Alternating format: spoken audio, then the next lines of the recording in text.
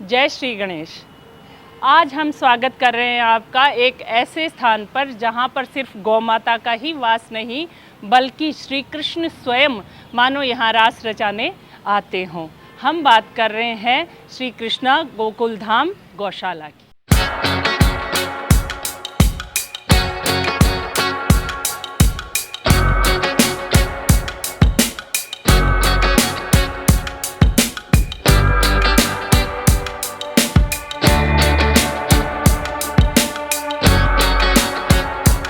इस गौशाला में केवल यहाँ काम करने वाले ही काम नहीं करते हैं। श्रीमान अशोक शाह जी जिनकी की ये गौशाला है वो और उनका पूरा परिवार भी गायों की देखभाल करता है।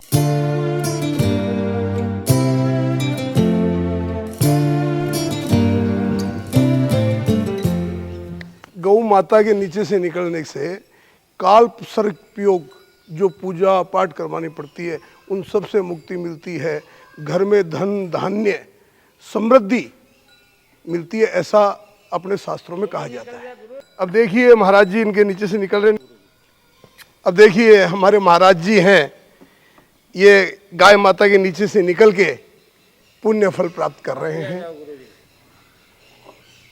आप भी निकल जाओ आप। अरे ये गौ माता है। ये गौशाला मेरा एक सपना था।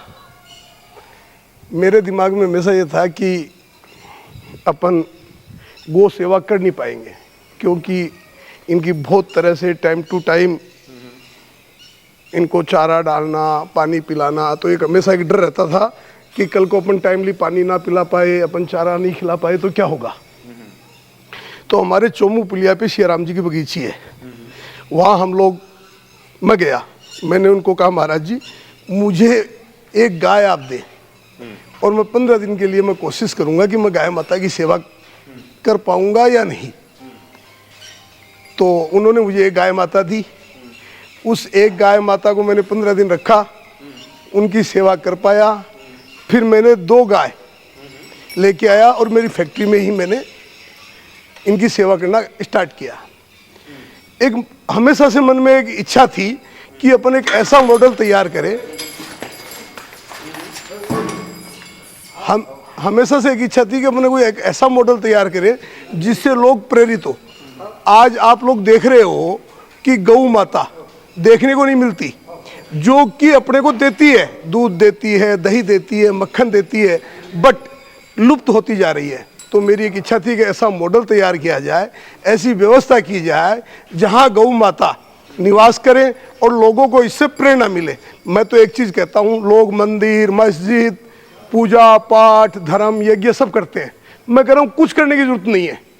अच्छा आज अपन 150 करोड़ की पब्लिक है, एक आदमी एक गौ माता का अगर पालन पोषण करे तो अपने यहाँ इतनी गौशाला वगैरह की जरूरत ही नहीं पड़े। तो अच्छा मैंने एक विचार किया हुआ है कि एक ऐसा मॉडल तैयार करूं कि श्री कृष्ण भगवान को मजबूरन इस कृष्ण को गोकुल धाम में आना पड़े और इन गायों को दर्शन दे। आपने देखा होगा गाय का चारा खाने का स्थान अलग है, गाय का सोने का स्थान अलग है। आपने यहाँ देखा होगा हमारे यहाँ गोल्ड कपिला नंदी है, गोल्ड कपिला गाय है। आइए ये हमारे गुरुदेव है। तो गोल्ड कपिला गिर गाय, गोल्ड कपिला गाय सब एक है, बट कपिला गाय कृष्ण भगवान को अति प्रिय होती थी।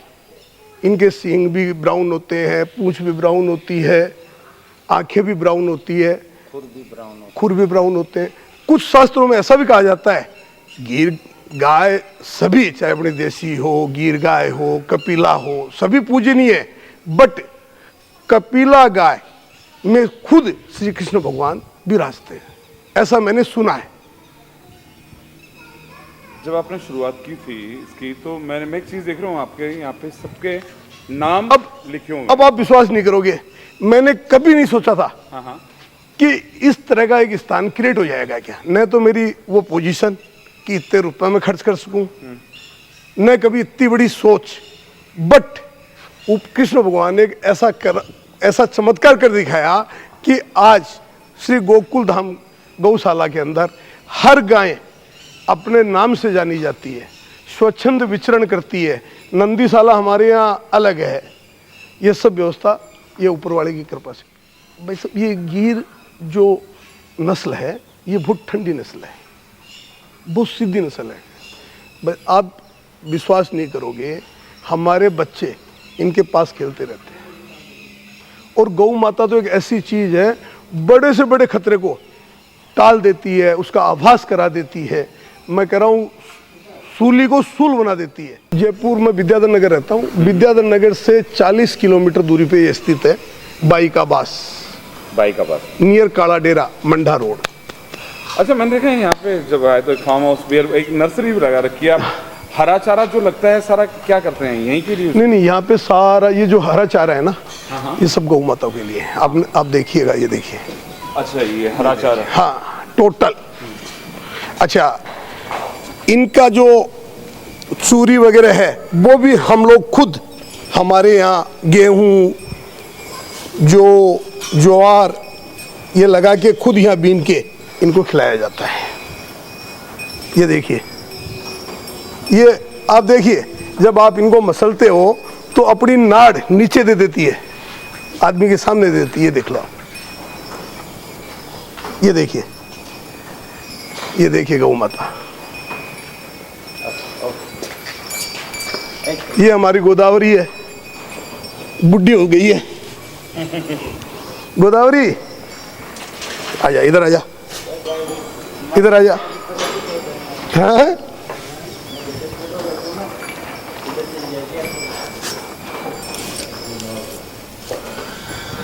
ओहो, हमारी सरस्वती को भी चारा चाहिए। ये लीजिए। अच्छा, मेरे को तो ये समझ में नहीं आता, आज गौ माता को अपन कहते हैं पालन पोषण करना है। अरे पालन पोषण करना ही कहाँ है? जितना खर्चा इस पे लगता है उससे 4 गुना तो ये दे देती है, दूध के रूप में, हाँ, गोबर के रूप में, मूत्र के रूप में। पूरी सृष्टि को यही चला रही है। ये देखिए हमारी सरस्वती, देखो, ये देखो। क्यों सरस्वती? डाल बेटा, सबको डालो।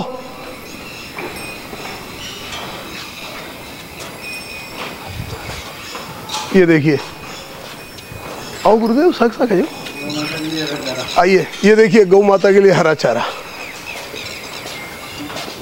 ये कटता रहता है और वापस उगता रहता है। ये सारा गौ माता के लिए हरा चारा उगाने के लिए।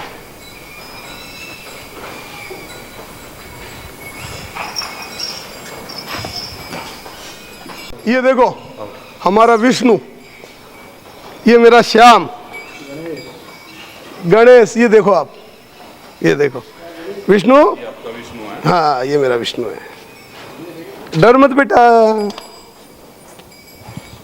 ये देखो, ये रुक्मणी है।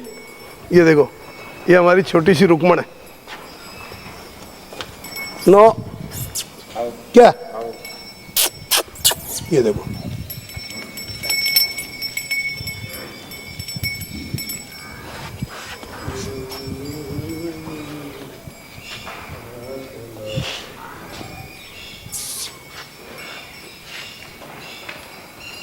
ओहो।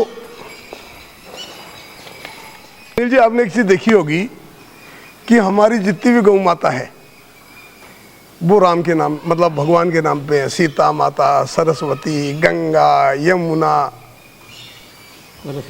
नंदी आपने देखे होंगे, गणेश, श्याम, राधे श्याम, सीताराम। अब आप देखिए, वृंदावन में प्रेमानंद जी का एक बात कहना है कि नाम से बड़ा कुछ नहीं है।